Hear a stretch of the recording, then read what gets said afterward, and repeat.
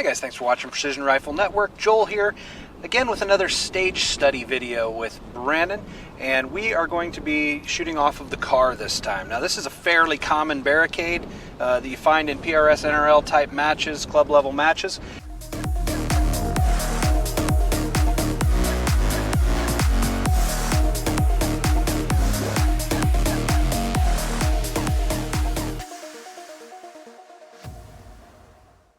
Basically boils down to a modified prone. Let's see how Brandon and I both run it, and then we'll evaluate and see if you guys can hopefully pick up any tips or learn something from most likely my mistakes.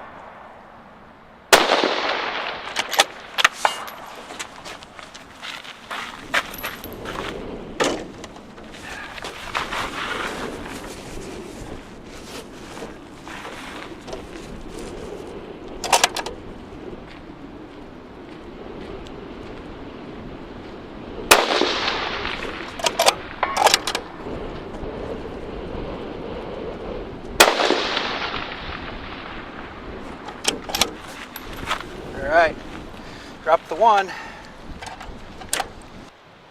Engage.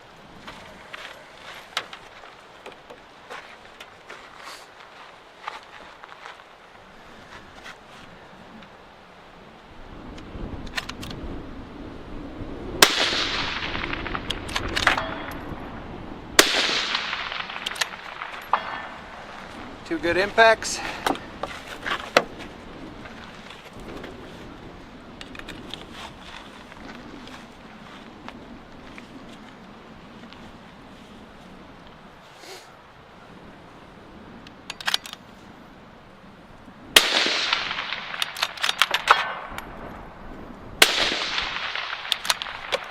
Two more.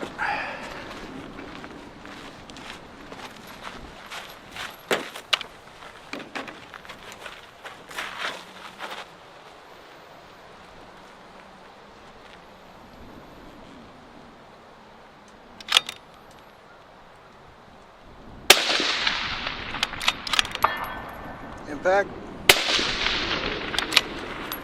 Impact. Clean. Nice. All right, guys, so you watched me run it, and then you watched Brandon run it. Did a couple of things different. So the one thing I noticed that you did different is that you opened the car door. Yep. And got in there. Explain that a little bit. It goes back to something we talked about with the rocks video that we shot earlier today. Trying to get my upper body in closer to the prop. So when you shot it, you had to, because of the shape of the car door, you ended up having to get a little more lean into it. Yeah. To try and build that bridge, whereas I was able to open the door, and I'm now able to hug right up on it and build my position with my offhand the same way I do for prone. Yeah. Whereas your hands were a little further out. Yeah. Okay. It also lets me get a little bit of a knee up, which that's just how I like to shoot. It's a little more comfortable for me. I'm a little more used to that. So that helps. Something I noticed you did that was different from what I do, and it's one of my cardinal sins when shooting on a car, you left your spiked feet on your bipod. Yes, I did. So two reasons I hate that. One, it will induce a little bit more bipod hop. Okay. Because again, it's that heart-to-heart contact that we've talked about in another video already. Yeah. And two, as somebody that's helped run matches before, I'm just seeing scratches all over the car, knowing this thing's going to rust like crazy here in Florida with all the heat, with the sun and the rain. Yeah. So. And I'm not the first one to do it, obviously. No, not even close. There's scratches all over this thing. So. Just want to point that out. Yeah. Now you got all your hits, and I dropped one.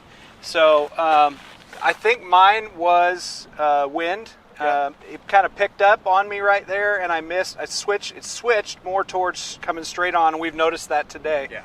Is it's been coming from about the 10 o'clock to anywhere from like 1 or 2 o'clock. Yep. Now I was holding probably 4/10 of wind down there for this roughly 10 mile an hour wind, 3 to 4/10, and then at that last shot, I felt it did not make the correction for it, and it pushed me off. Actually, it pushed me off left because it had switched more to a coming straight from front of us. Now, did you end up dialing on that 2/10 we were talking about? Yeah. You did, okay. I fixed our 2/10 issue from this morning, which is meant that my wind calls are actually where they're supposed to be now, not why do I have this extra 2/10. Yeah, there you go. There you go. All right, well, thanks, guys. Hopefully you enjoyed that video. Make sure and hit the subscribe button. Leave us some comments below. Hopefully you learned something from, our little his tips and my mistakes. And tune in again soon for another great video from Precision Rifle Network. Thanks.